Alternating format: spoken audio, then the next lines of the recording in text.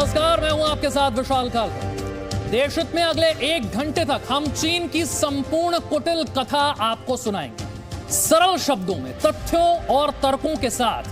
पहली रिपोर्ट में हम आपको बताएंगे आखिर तवांग में हुआ क्या और कल से लेकर आज तक किस तरह से घटनाक्रम आगे बढ़ रहा है।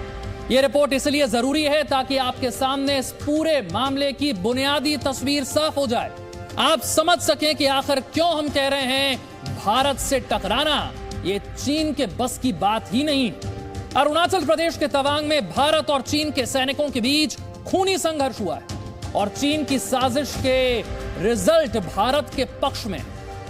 बैटल ऑफ तवांग की एक मिनट की इंफॉर्मेशन में आज आपको बताएंगे 9 दिसंबर को भारतीय सेना ने कैसे चाइनीज फौज का घमंड और हड्डियां दोनों तोड़ दी।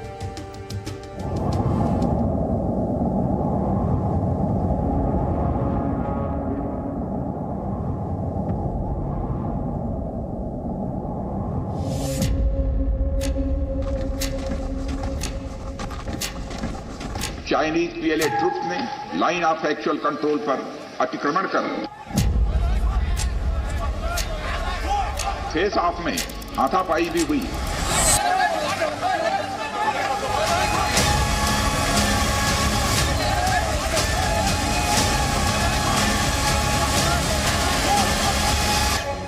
चाइना के इस प्रयास का हमारी सेना ने दृढ़ता के साथ सामना किया और उन्हें उनकी पोस्ट पर वापस जाने के लिए मजबूर कर दिया।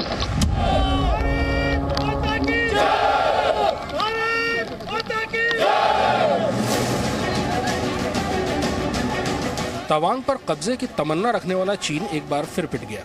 तवांग में भारतीय सेना ने गलवान वाली जांबाजी दिखाई। इस बार भी भारतीय सेना के मुकाबले चीन के सैनिकों को ज्यादा नुकसान पहुंचा। चीनी सैनिकों की हड्डियां और हौसले दोनों टूट गए। यांगत्से में भारत और चीन के सैनिकों की मुठभेड़ का पुराना इतिहास रहा है। दरअसल यहाँ भारतीय सेना ऊंचे पहाड़ों पर सामरिक रूप से बहुत बढ़िया जगह पर तैनात है। चीन की कोशिश रहती है कि वो भारत की इस मजबूत मोर्चाबंदी को कमजोर करे या पूरी तौर पर हटा दे। 9 दिसंबर को अरुणाचल प्रदेश के तवांग में रात को 3 बजे भारत और चीन के सैनिक आमने सामने आ गए।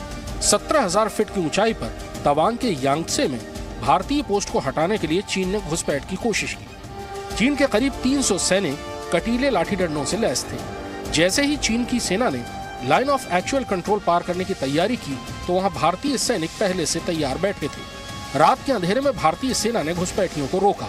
इसके बाद वहां भारतीय और चीनी सैनिकों के बीच लड़ाई शुरू हो गई। कई घंटों तक चली इस लड़ाई में किसी हथियार का इस्तेमाल नहीं हुआ, बल्कि हाथों हाथ लड़ाई हुई। सूत्रों के मुताबिक चीन के सैनिक कटीले लाठी डंडों से लैस थे और यहाँ भारतीय सेना ने चीन को एक बार फिर से हड्डी तोड़ जवाब दिया। तवांग की इस झड़प में भारत के 6 जवानों के घायल होने की खबर है। वहीं चीन के 9 से 10 जवानों के जख्मी होने की खबर आई है। चीन के सैनिकों को भारतीय सेना ने कैसे खदेड़ा, इसकी पूरी जानकारी आज रक्षा मंत्री राजनाथ सिंह ने संसद को दी। हमारी सीमा पर 9 दिसंबर 2022 को हुई एक घटना के बारे में अवगत कराना चाहूंगा। उपसभापति महोदय, 9 दिसंबर 2022 को चाइनीज पीएलए ट्रुप्स ने तवांग सेक्टर के यांगत्से एरिया में लाइन ऑफ एक्चुअल कंट्रोल पर अतिक्रमण कर स्टेटस को एक तरफा बदलने का प्रयास किया। चाइना के इस प्रयास का हमारी सेना ने दृढ़ता के साथ सामना किया। उपसभापति और सदन को यह भी बताना चाहूंगा, इस फेस ऑफ में हाथापाई भी हुई और भारतीय सेना ने बहादुरी से पीएलए को हमारी टेरिटरी में अतिक्रमण करने से रोका और उन्हें उनकी पोस्ट पर वापस जाने के लिए मजबूर कर दिया। तवांग में लाइन ऑफ एक्चुअल कंट्रोल पर तनाव करीब 2 हफ्ते पहले शुरू हुआ था। सूत्रों के मुताबिक नवंबर के आखिरी हफ्ते में ही चीन LAC पार करने की तैयारी में लगा हुआ था। भारत को इसकी खबर लगने के बाद अतिरिक्त सैनिक भेज दिए गए। भारतीय सेना लगातार चीन पर नजरें गड़ाए हुए थी और चीन के जवाब में भारत ने भी अपनी तैयारी शुरू कर दी। यानी जितने सैनिक चीन लेकर आया था उसका जवाब देने के लिए इस इलाके में भारतीय सेना पर्याप्त थी। यानी इस बार चीन को सरप्राइज देने का मौका नहीं मिला। LAC पर साजिश रचते ही भारत ने चीन को हैरान कर दिया। इस झड़प में दोनों ओर के सैनिकों को कुछ चोटें आई हैं। उपसभापति महोदय, मैं इस सदन को यह बताना चाहता हूं कि हमारे किसी भी सैनिक की न तो मृत्यु हुई है और न ही कोई गंभीर रूप से घायल हुआ। इंडियन मिलिट्री कमांडर्स के टाइमली इंटरवेंशन के कारण पीएलए सोल्जर्स अपनी लोकेशंस पर वापस चले गए और इस घटना के पश्चात एरिया के लोकल कमांडर ने 11 दिसंबर 2022 को अपने चाइनीज काउंटर पार्ट के साथ स्थापित व्यवस्था के तहत एक फ्लैग मीटिंग भी की और इस घटना पर चर्चा की। चीनी पक्ष को इस तरह के एक्शंस के लिए मना किया गया और सीमा पर शांति बनाए रखने के लिए उन्हें कहा गया। इस मुद्दे को चीनी पक्ष के साथ कूटनीतिक स्तर पर भी उठाया गया है। आज रक्षा मंत्री ने तवांग संघर्ष पर 2 बड़ी बातें बताई। पहला, भारतीय सैनिकों ने बहादुरी से चीन की सेना का मुकाबला किया। दूसरा, किसी भी भारतीय सैनिक की न तो मौत हुई और न ही कोई गंभीर रूप से घायल हुआ। तवांग में मामला इतना बढ़ने के बाद भी भारतीय सैनिकों ने हथियार क्यों नहीं उठाए, फायरिंग क्यों नहीं की, इसकी वजह समझिए। भारत और चीन के बीच में 1993, 1996 और 2005 में हुए समझौतों के मुताबिक दोनों सेनाएं लाइन ऑफ एक्चुअल कंट्रोल के 2 किलोमीटर के इलाके में गोलीबारी, बंदूक, विस्फोटक, हानिकारक केमिकल, जैविक हथियार या किसी भी तरह का ब्लास्ट नहीं करते हैं। हालांकि समझौते में एक दूसरे पर हमला नहीं करने का जिक्र भी है, लेकिन चीन की घुसपैठ करने की आदत का जवाब देने के लिए भारतीय सेना मजबूर हो जाती है। चाइनीज ट्रूप उसी हिसाब से आए थे, वो अब जो डंडे और वो लाठियां लेके और वो तारों के साथ बांध के जिस हिसाब से गलवान में आए थे। इसका मतलब चाइना का जो है एक क्लियर कट इंस्ट्रक्शन है उनके पास में कि भाई आप बंदूक मत इस्तेमाल करिए, पर आप जो मर्जी इस्तेमाल कर लीजिए घायल करने के लिए हिंदुस्तानी ट्रूप्स को। हमें भी अब हमारे ट्रूप्स को एक आदेश देना चाहिए कि देखिए अब हमें वो छोड़ देना चाहिए कि भाई हमने वो 93 का एग्रीमेंट वगैरह, क्योंकि जब चाइना नहीं स्टैंड करता तो हमें कोई जरूरत नहीं है उसके ऊपर स्टैंड करने की। भारत के जवाबी हमले के बाद तवांग में शांति है। दोनों पक्षों ने तुरंत पूरा इलाका खाली कर दिया। भारतीय पक्ष ने लाइन ऑफ एक्चुअल कंट्रोल पर मौजूद चीन के कमांडर से फ्लैग मीटिंग की, यानी सिचुएशन को कंट्रोल में लाने की कोशिशें जारी हैं। चीन की सेना ने घुसपैठ की। संघर्ष के बाद चीन के 9 से 10 सैनिक घायल हुए हैं। हालांकि चीन के विदेश मंत्रालय ने बयान जारी करके कहा है कि भारत चीन सीमा पर हालात स्थिर हैं। 希望印方同中方相向而行，认真落实两国领导人达成的重要共识，严格遵守双方签署的有关协议协定精神，共同维护中印边境地区的和平安宁。至于你提到的具体问题， तवांग में ये कोई पहला सीमा विवाद नहीं है। 1975 में भी तवांग में संघर्ष हुआ था और तब भारत के 4 सैनिक वीरगति को प्राप्त हुए थे। ये वो इलाका है जहां दोनों सेनाएं कई इलाकों पर अपना अपना दावा करती हैं। 20 अक्टूबर 1962 को तवांग के पास नामकाचू से चीनी सेना ने भारतीय इलाके में घुसना शुरू किया था और भारतीय सेना को भारी नुकसान पहुंचाकर असम के मैदानों तक धकेल दिया था। तब भारतीय सेना के पास न हथियार थे, न कपड़े, न ट्रेनिंग और न ही सड़कें। लेकिन 60 साल में जमीन आसमान का फर्क आ चुका है। अब केवल तवांग या अरुणाचल प्रदेश ही नहीं, पूरी 3500 किलोमीटर की लाइन ऑफ एक्चुअल कंट्रोल पर भारतीय सेना तैनात है और बहुत मजबूती से तैनात है। कृष्णमोहन मिश्रा, जी मीडिया, दिल्ली। तवांग में हुए संघर्ष के बारे में लगातार खबरें आ रही। आपको इस वक्त के 5 बड़े अपडेट्स बताते हैं। पहला बड़ा अपडेट यह है कि 200 से 300 तक चाइनीज सैनिकों ने भारतीय पोस्ट पर हमला करने की कोशिश की थी। शुरुआत में सिर्फ 50 भारतीय सैनिक पोस्ट पर मौजूद थे, पर चीन की सेना पर नजर पड़ने के बाद भारत के बैकअप सैनिक लोकेशन पर पहुंच गए।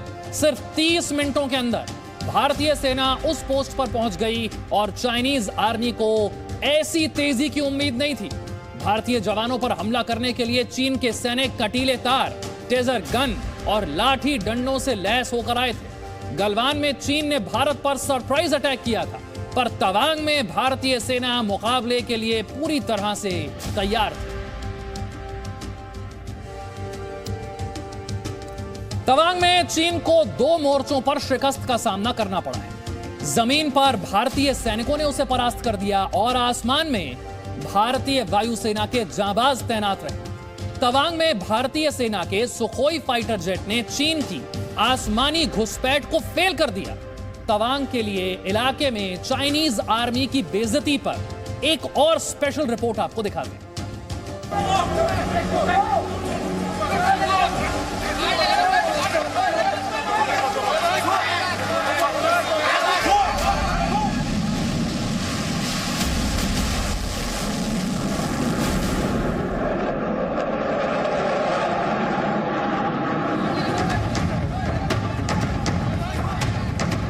LAC पर जमीन के रास्ते तवांग में घुसपैठ का चीन का सपना भारत ने ध्वस्त कर दिया। चीन की सेना के जवानों को भारतीय सेना ने मार पीट कर पीछे धकेल दिया। ये अरुणाचल प्रदेश में चीन की दूसरी हार थी। जी हां, ठीक सुना आपने, चीन की दूसरी हार। क्योंकि 9 दिसंबर को तवांग में भारत चीन सैनिकों के झड़प के कुछ दिन पहले भारत के वायु वीरों ने चीन को पहली शिकस्त दी थी। उस वक्त चीन ने अपने ड्रोन तवांग के करीब अरुणाचल की सीमा में भेजने की कोशिश की थी। चीन के ड्रोन ने भारत की वायु सीमा के अंदर घुसने की कोशिश की। इसके बाद भारतीय वायुसेना ने तुरंत अपने लड़ाकू विमान चीन के ड्रोन के पीछे लगा दिए। वायुसेना के सुखोई 30 MKI ने चीन के ड्रोन को खदेड़ दिया। चीन ने अक्टूबर 2020 में प्रदर्शन करके ये बता दिया था कि वो ड्रोन वॉरफेयर का कितनी तेजी से इस्तेमाल कर रहा है। भारत भी इस वॉरफेयर में ज्यादा पीछे नहीं है। अरुणाचल प्रदेश का ये पूरा इलाका भारतीय सर्विलांस ड्रोन्स और रडार की कवरेज में है। इसीलिए चीनी ड्रोन की आहट बहुत पहले मिल गई और तुरंत उसे रोकने की कार्रवाई भी कर दी गई। पिछले कुछ दिनों में जो घटनाएं हो रही हैं, उससे लगता है कि अरुणाचल प्रदेश को लेकर चीन काफी बेताब दिख रहा है। अरुणाचल प्रदेश में LAC के पास चीन दुस्साहस दिखाने की कोशिश जरूर कर रहा है, लेकिन हर मोर्चे पर उसे मुंह की खानी पड़ रही है। सूत्रों की माने तो पिछले कुछ हफ्तों में 2-3 बार चीन के ड्रोन्स ने LAC पार करने की कोशिश की। चीन के ड्रोन्स ने भारत की चौकियों की तरफ बढ़ने की कोशिश की। सूत्रों के मुताबिक इंडियन एयरफोर्स के सुखोई 30 MKI ने आनन फानन में उड़ान भरी और चीन के ड्रोन्स को हवाई सीमा के अंदर घुसने से रोक दिया। अब सवाल उठता है कि अरुणाचल प्रदेश में एग्जैक्टली किस इलाके में चीन के ड्रोन्स ने घुसपैठ की कोशिश की थी। भारतीय सेना ने इस साल बहुत बड़े पैमाने पर ड्रोन का इस्तेमाल शुरू किया है। साथ ही नॉर्थ ईस्ट के इस पूरे इलाके में भारतीय वायुसेना की कई मजबूत बेस हैं और भारतीय वायुसेना की चौकसी दिन रात जारी है। एयर डिफेंस सिस्टम और मिसाइल डिफेंस सिस्टम की तैनाती इनके अलावा है। यानी आसमान में भारत की सुरक्षा ऐसी है कि जिसमें सेंध लगाना आसान नहीं होगा। अब सवाल उठता है कि अरुणाचल प्रदेश में एग्जैक्टली किस इलाके में चीन के ड्रोन्स ने घुसपैठ की कोशिश की थी। इसकी तफसील तो नहीं मिली है, लेकिन तवांग के करीब यांगसे में LAC के पास 2 इलाकों होली द्वीप और परिक्रमा में चीन ने आक्रामक रवैया अपनाया हुआ है। इन 2 इलाकों में चीन भारतीय चौकियों का विरोध कर रहा है। ड्रोन के जरिए चीन इन चौकियों की जासूसी कराना चाहता था। चाइना बढ़ चढ़ करके ड्रोन का इस्तेमाल कर रहा है ताकि ड्रोन के जरिए मैपिंग करी जा सके, इलाके की टेरेन कैसी है, और इसके अलावा यह भी देख लिया जाए कि भारत की आर्मी की हमारी चौकियां किधर हैं। तो उन्हें अंदाजा हो जा रहा है कि भाई भारत की सोल्जर्स की चौकी यहां पर है, ये इलाका ऐसी पहाड़ी है। उस इंफॉर्मेशन की मैपिंग को लेकर के वो वापस अपने कंट्रोल हेडक्वार्टर में देते हैं और वहां से फिर चाइना को जो अपनी मिस एडवेंचर भारत के खिलाफ करना होता है वो चालू करता है। तो ये बहुत ही ज्यादा एक चिंताजनक डेवलपमेंट हो रही है और ये डेवलपमेंट बढ़ेगी। भारतीय वायुसेना ने उत्तर पूर्व भारत में LAC के पास चीन के ड्रोन्स पर लगातार नजर रखी हुई है। चीन का कोई ड्रोन या विमान अगर भारत के वायु क्षेत्र का उल्लंघन करता है तो भारतीय वायुसेना को एक्शन लेना ही होता है। भारत के रक्षा सूत्रों ने बताया कि अगर ड्रोन LAC की बराबरी में उड़ते हैं तो भारतीय सेना को इससे कोई परेशानी नहीं है, लेकिन कोई विमान या ड्रोन भारतीय सीमा की ओर उड़ान भरता है और भारत के रडार पर इनकी गतिविधि दिखाई दे जाती है तो ये एयर वायलेशन होगा और इंडियन एयरफोर्स तुरंत एक्शन लेगी।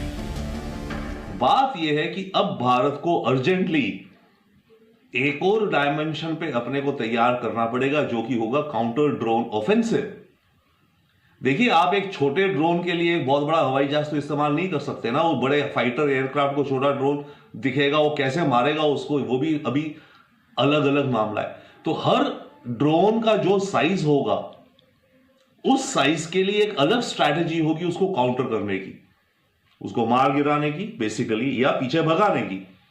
तो ऐसे में इंडिया को अब तेजी से काउंटर ड्रोन टेक्नोलॉजीज और टूल्स का इस्तेमाल करना पड़ रहा है और भारत करेगा। तवांग में भारत और चीन के सैनिकों की झड़प के बाद भारतीय वायुसेना ने अरुणाचल सीमा पर कॉम्बैट एयर पेट्रोलिंग यानी जंगी उड़ानें शुरू कर दी है। तो क्या होता है ये कॉम्बैट एयर पेट्रोलिंग? लड़ाकू विमानों को किसी खास इलाके की निगरानी की जवाबदारी सौंपी जाती है।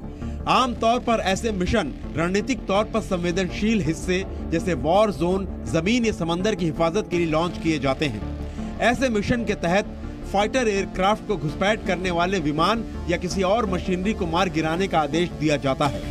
ऐसे मिशन में दुश्मन के फाइटर प्लेन को टारगेट तक पहुंचने से पहले ही नष्ट कर दिया जाता है। कॉम्बैट एयर पेट्रोल जमीन और समुद्र दोनों के ऊपर लॉन्च किए जाते हैं। नॉर्थ ईस्ट में कॉम्बैट एयर पेट्रोल इसलिए जरूरी है क्योंकि चीन लगातार अपनी बुरी निगाह अरुणाचल पर बनाए हुए है।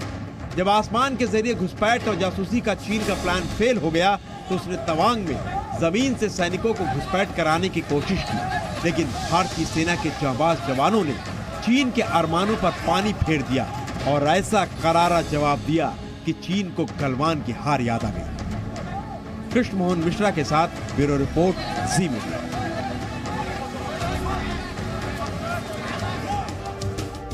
तो चीन को अब यह जान लेना चाहिए कि अरुणाचल प्रदेश हो या फिर नॉर्थ ईस्ट इंडिया का कोई भी इलाका हो, अगर उसके ड्रोन या फिर उसके फाइटर जेट ने भारत की सीमा में घुसने की कोशिश की तो उसे इसी तरह से करारा जवाब मिलेगा।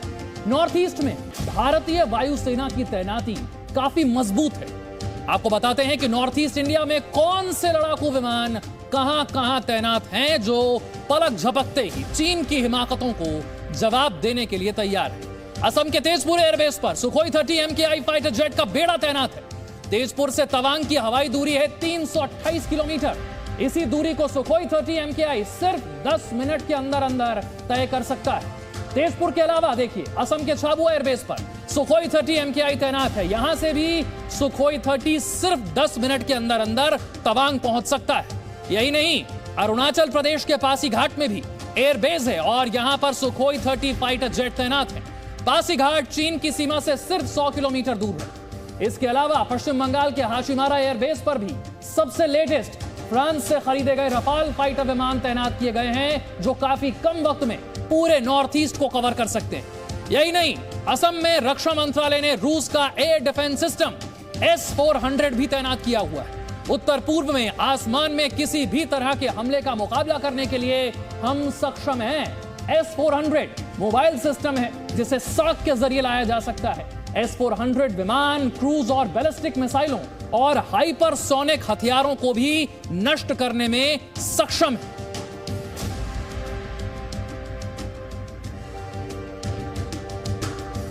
तो देखिए, यह ताकत है भारत की और इसलिए हम कह रहे हैं कि चीन का भारत से टकराना यह चीन के बस की बात नहीं।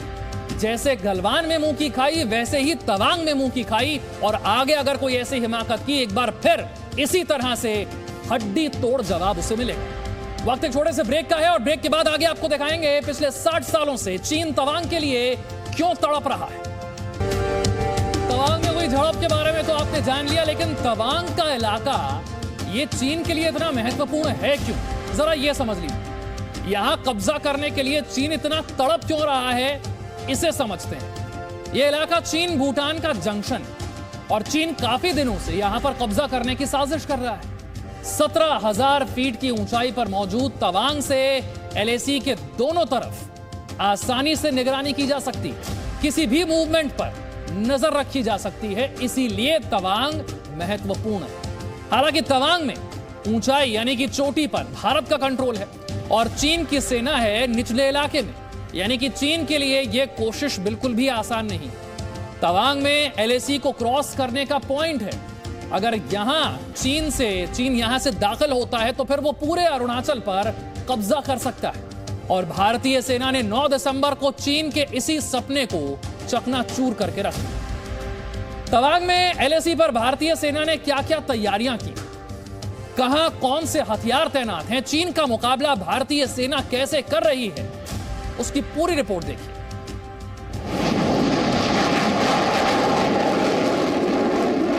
Rafale fighter jet,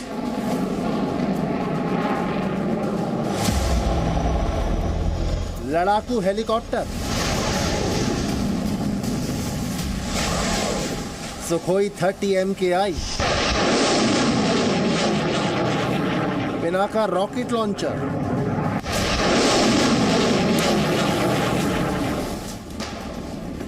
air defence gun,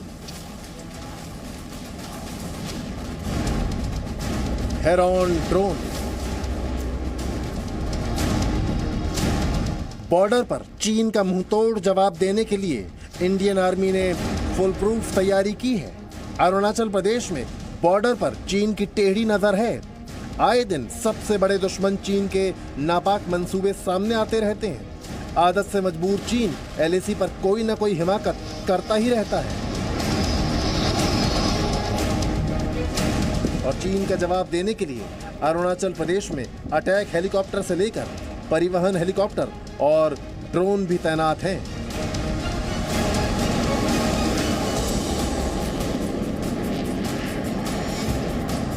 Arunachal Pradesh पहाड़ों, घाटों और घने जंगलों से घिरा हुआ है, इसीलिए जवानों के लिए यहाँ सबसे ज्यादा काम हेलीकॉप्टर ही आते हैं। इनका इस्तेमाल जवानों को लाने ले जाने, रसद और गोला बारूद पहुंचाने और सबसे ज्यादा बीमार या घायल सैनिकों को मदद करने के काम आते हैं। यहाँ के खराब मौसम में घाटियों को पार करने में खासी मुश्किल होती है, लिहाजा तेजी से हमला करने के लिए अटैक हेलीकॉप्टर काम आते हैं। असम के मिसामारी में सेना का सबसे बड़ा एविएशन बेस है, जहाँ से दिन रात ये सभी एलएसी की ओर उड़ान भरते रहते हैं। यहाँ मोर्चा संभालने के लिए स्वदेशी अटैक हेलीकॉप्टर रुद्र तैनात है, जो दुश्मन के टैंक या किसी भी बड़े सैन्य ठिकाने को तबाह करने के लिए बहुत ही कारगर है।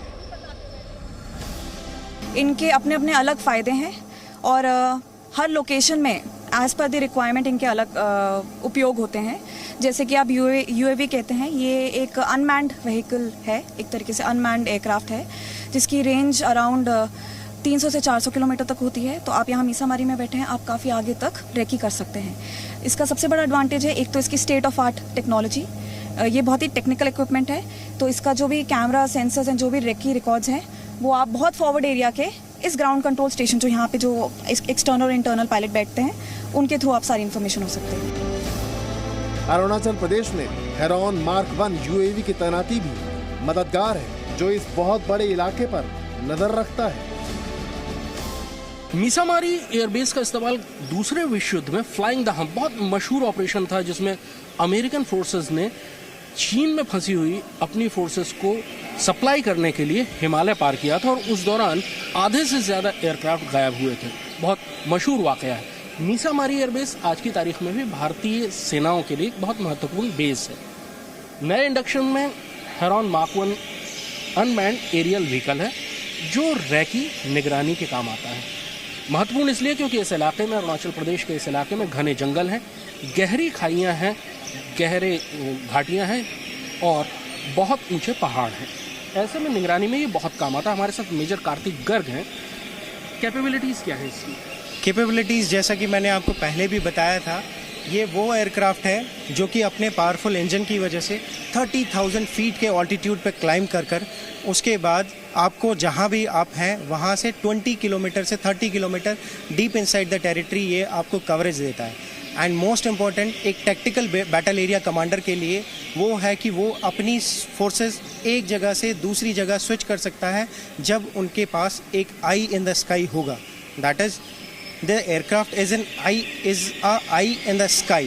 That means it can give a continuous video feed to the station, to the commander on ground. Indian division के हेडक्वार्टर में ही कोर एरोस्पेस कमांड सेंटर है, जहां एविएशन ब्रिगेड 24 घंटे दुश्मन पर नजर रखती है। यहां से किसी भी अटैक हेलीकॉप्टर, सैनिकों को ले जा रहे हेलीकॉप्टर और ड्रोन की उड़ान को कंट्रोल किया जाता है। ड्रोन या रिमोटली पायलटेड एयरक्राफ्ट आसमान से हर ओर निगरानी रखते हैं। लगातार कंट्रोल रूम तक तस्वीरें भेजी जाती हैं। इस लंबे चौड़े इलाके पर नजर रखने के लिए, अपनी फौजों को कार्रवाई के लिए आगे बढ़ाने और दुश्मन की हर हरकत पर नजर रखने के लिए एविएशन ब्रिगेड रेज की गई। हमारे साथ डिप्टी कमांडर हैं इस एविएशन ब्रिगेड के कर्नल नवनीत चहल। ये ब्रिगेड खास तौर पे क्या काम कर रही है इस समय? ये एक बिल्कुल न्यूली रेस्ड एविएशन ब्रिगेड है, जो कि हम करीब 6 महीने पहले हम लोग यहाँ पे लोकेटेड हुए हैं। ईस्टर्न सेक्टर की पहली एविएशन ब्रिगेड है। आप अभी जो खड़े हैं उसका नाम है core air space control centre. जब आपने विजिट किया था हमारे बेस को, जितने भी एसेट्स हमारे पास हैं, हेलीकॉप्टर्स जितने भी आर्मी एविएशन के पास है, उनका जो भी movement in the tactical battle area में होता है उसको हम यहाँ से कंट्रोल करते हैं। जितना भी सिनर्जाइज ऑपरेशंस ऑफ ऑल जितने भी एलिमेंट्स होते हैं, जैसे अटैक हेप्टर्स, यूटिलिटी हेप्टर्स, उनकी हम मूवमेंट ट्रैक करते हैं। क्लोज सिनर्जी मेंटेन करते हैं एयरफोर्स के साथ, जिसके अंदर वो अपनी मूवमेंट हमको बताते हैं और हम उनको अपनी मूवमेंट बताते हैं, ताकि हर समय हमें मालूम पड़े कि हमारे जो एरियल एसेट्स हैं वो कहाँ पे फ्लाई कर रहे हैं। इसका एम ये भी है कि लड़ाई के दौरान जब हम अपने ऑपरेशंस कैरी आउट करें, हमारे जितने भी एसेट्स आगे डिप्लॉयड हैं, RT guns, AD guns, fighters, helicopters, attack हेप्टर्स, वो सारे एक से के साथ हम लोग इस्तेमाल में ला सके। तो इसके लिए हमें बहुत जरूरत है कि एक सिनर्जी हो एयरफोर्स के साथ। ये core air space control centre, जो कि एक जेओसी जॉइंट ऑपरेशन सेंटर के साथ कोलोकेटेड है, जहां पे एयरफोर्स के रैप बैठते हैं। रोज सुबह शाम हमारी मीटिंग होती है। इंडियन आर्मी इस वक्त हेरॉन मार्क 1 ड्रोन का इस्तेमाल करती है, जो 200 से 250 किलोमीटर दूर तक नजर रखता है। प्लानिंग और भी ज्यादा बेहतर ड्रोन शामिल करने की है। जल्दी ही यहाँ ऐसे ड्रोन तैनात होंगे जो सैटेलाइट के जरिए कंट्रोल किए जाएंगे। ये ज्यादा दूर तक भी नजर रख पाएंगे। तवांग की सुरक्षा के लिए भारतीय सेना मजबूत कदम उठा रही है। वहाँ एंटी एयरक्राफ्ट गन L-70 तैनात है। ये गन ड्रोन या फिर दूसरे लो फ्लाइंग एयरक्राफ्ट की नंबर 1 दुश्मन है। 1 मिनट में चारों तरफ घूमकर 240 से 300 राउंड तक फायर करती है। इसमें electro optical system, fire control system और वीडियो ट्रेसिंग उपकरण मौजूद हैं। ये दुश्मन के एयरक्राफ्ट को आसानी से निशाना बना सकती है। इसमें लगा फ्लाई कैचर रडार हर मौसम में दुश्मन को ट्रैक करने की क्षमता रखता है। सेना के पास इस समय में 200 से ज्यादा L-70 गन है, जो सर्दी, गर्मी और बरसात हर मौसम में दुश्मनों के ड्रोन या एयरक्राफ्ट को निशाना बना सकती हैं। तवांग के पास इस गन की तैनाती की वजह समझिए। ये चीन के आत्मघाती ड्रोन्स के खिलाफ एक बहुत बड़ी ताकत है। यानी भारत ने एक तरफ चीन की साजिशों की निगरानी के लिए हेरॉन मार्क 1 जैसे उन्नत ड्रोन्स तैनात किए हैं, वहीं दूसरी तरफ चीन की आसमानी साजिश को फेल करने के लिए एयर डिफेंस गन को भी अपडेट किया है। कृष्ण मोहन मिश्रा, जी मीडिया। तो पहले गलवान और अब तवांग, आखिर चीन बार बार क्यों भारतीय सेना को उकसा रहा है? क्यों चीन के सैनिक बार बार LAC पार करने की कोशिश कर रहे हैं? इस सवाल का जवाब कहीं अमेरिका तो नहीं। पिछले महीने भारत और अमेरिका ने चीन की सीमा से सिर्फ 100 किलोमीटर दूर सैनिक अभ्यास किया और तब से चीन बहुत ज्यादा भड़का हुआ। सवाल यह है कि तवांग में चीन की हिमाकत कहीं उसकी बौखलाहट तो नहीं?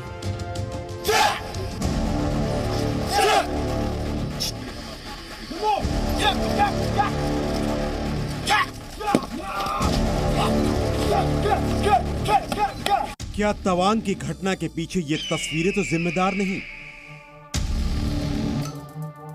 क्या इन तस्वीरों को देखकर ही चीन बौखला गया था?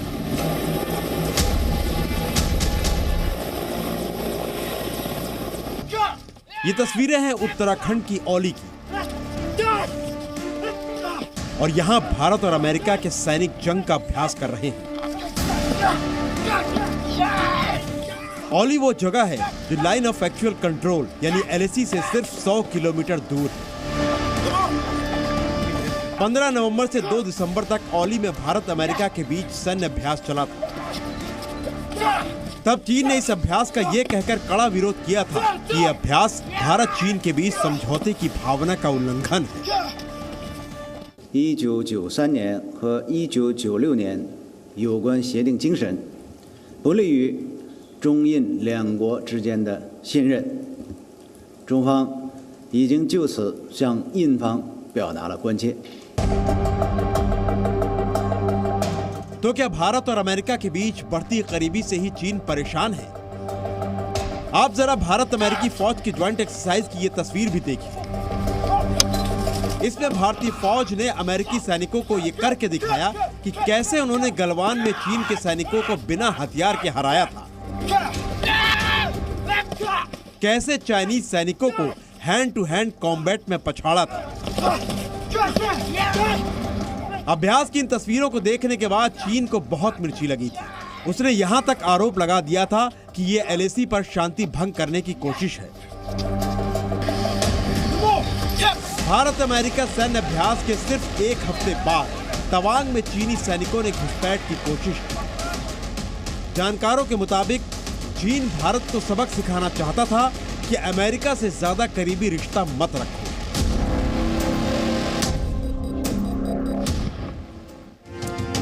उधर तवांग सेक्टर में चीनी सैनिकों को भारतीय सैनिकों ने करारा जवाब दिया। इधर संसद के भीतर और बाहर 9 दिसंबर की घटना पर सियासी संग्राम जारी। पक्ष और प्रतिपक्ष के बीच इस मुद्दे पर तीखी बहस हो रही है, लेकिन कुल मिलाकर भारत ने साफ कर दिया है कि चीन को 1 इंच भी जमीन का सपना नहीं देखना चाहिए।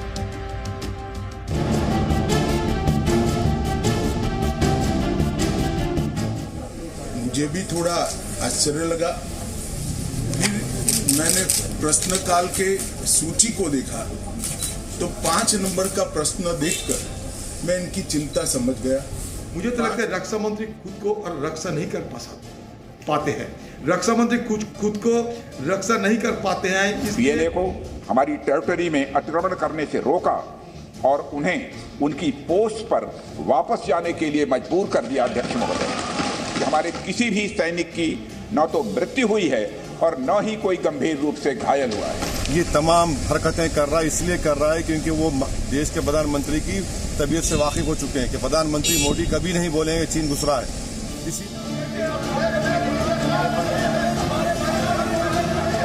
संसद के भीतर और बाहर ये सियासी जंग चीन की करतूत के बाद छिड़ी हुई है। तवांग सेक्टर में चीन की हरकत पर भारतीय सेना ने मुंह तोड़ जवाब दिया, लेकिन राजनीतिक पार्टियों के बीच भी आर पार की लड़ाई शुरू हो गई है। कांग्रेस इस मामले में केंद्र सरकार पर लगातार नाकाम होने का आरोप लगा रही है, साथ ही रक्षा मंत्री का इस्तीफा भी मांग रही है।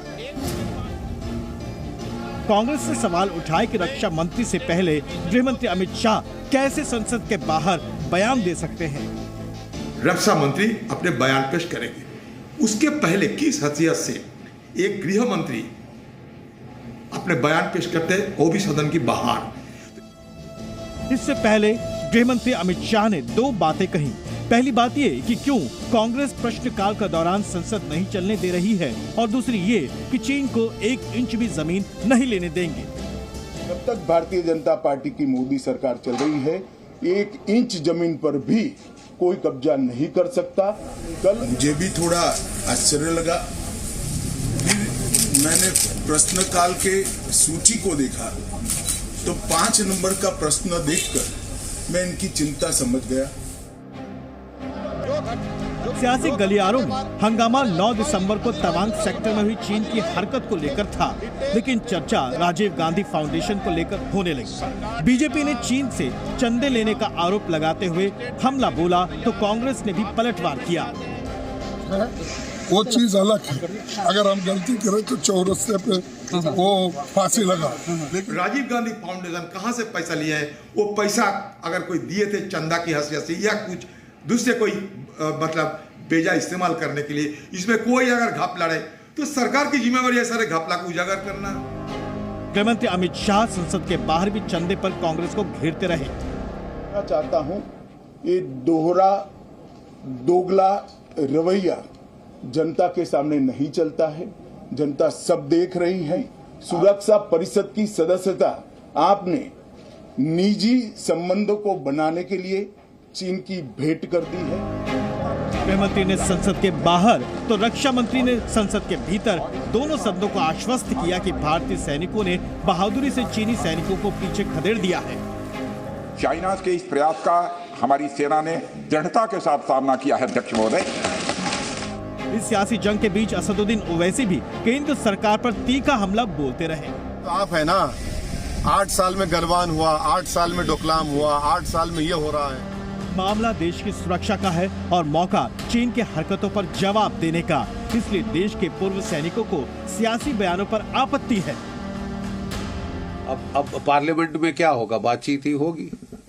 सो आई थिंक, मैं समझता हूं कि जो ऐसे राष्ट्रीय सुरक्षा के मुद्दे हैं वो बाईपार्टिजन होने चाहिए, उन पर बाईपार्टिजन कंसेंसस होना चाहिए। नेशनल सिक्योरिटी को लेके हम we can't talk at 6 and 7, तू मैं नहीं हो सकती। सवाल है कि राजनीतिक दलों की आपसी लड़ाई में देश का हित कहीं पीछे तो नहीं छूट रहा है। दिल्ली से रवि त्रिपाठी और रविंद्र कुमार के साथ ब्यूरो रिपोर्ट, जी मीडिया। भारत और चीन के बीच तवांग में हुई झड़प की सबसे सही और सटीक जानकारी लगातार जी न्यूज पर आप तक पहुंचती रहेगी। वक्त छोटे से ब्रेक का।